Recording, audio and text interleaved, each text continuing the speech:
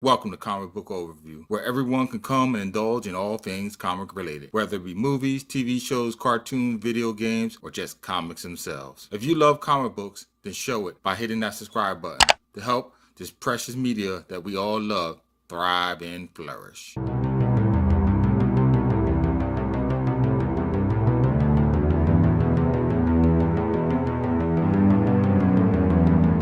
Wow, what a jewel to behold. In this anthology issue, you get a piece of Mysterio's history, an in-depth look into his gadgets, what inspired him to be the special effects man, and why he left the glitter of Tinseltown to start his life of crime in the first place. All this and Doctor Strange reveals a version of Marvel's take on Jack Kirby's famous creation, the Demon Etrigan. The end of this story really reminded me of Christopher Nolan's 2006 movie though, The Prestige, where two rival stage magicians in London at the end of the 19th century were obsessed with outdoing each other, each trying to create the best stage illusion the world at that time had ever seen. The length at which each magician went to was astounding, but one went beyond mortal means, and his obsession led him to do rather supernatural and horrible things.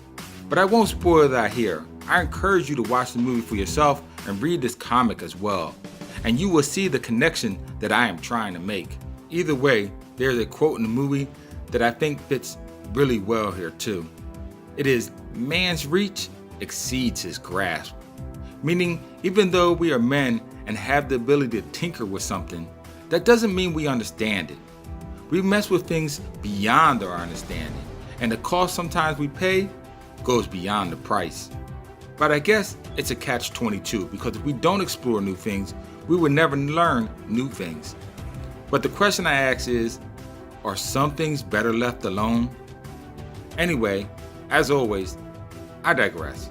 Let's start this episode of Web of Spider-Man Volume 2, Issue 4, published in March of 2010, titled Gauntlet Origins, Mysterio. The setting, Magic Manse, Hollywood, California, home of Ray Bradhaw's legendary Academy of Screen Illusionists. Tonight, Ray sits with his longtime apprentice, Quentin Beck. This scene takes place just before issue 13 of The Amazing Spider-Man, way back in 1964, as Quentin has not yet tried to impersonate the Wallcrawler and fail in their first historic encounter. At this time, both protege and master debate over the authenticity of the powers of the world's so-called heroes. While doing so, they complement each other on their special effects skills in the movies that they both were a part of. Each wanted to know how the other was able to perform such spectacular works, at the same time making them look so lifelike and real. It is here that Quentin reveals that it is because of Ray's work that he was inspired to go into special effects. But it is also because of his mishap for handling a particular effect that he was blacklisted from ever working in Hollywood studios again.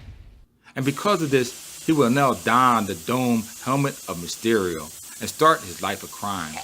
But to do so, he needs to know how Ray created his wall-crawling illusion. But by doing so, Quentin knows he must forever sever the connection between mentor and protege, along with the moniker of friend as well. While going through Ray Bradhaw's home, Quentin uses his gadgets to both escape deadly traps and dispel illusions that will deter lesser skilled men. But one diabolical image seems so lifelike, so real that it shakes Quentin's nerves anyway. But in the end, it too proves to be an illusion as well. Or is it? But when Strange arrives at the home, Ray reveals that the demon was real after all. How else would he have been able to create such lifelike effects?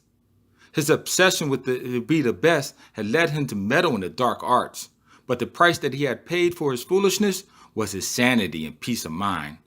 It was only because of Doctor Strange's interference when he was unconscious that the demon did not rip Quentin to shreds.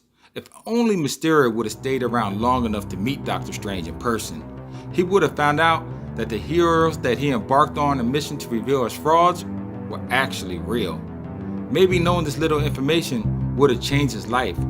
Or maybe it just would have altered his approach to Spider-Man. Either way, we will never know. Well, that concludes this episode. Please subscribe and tap that bell icon on your way out so that you will not miss out on future episodes. And oh yes, until next time, keep reading, my friends.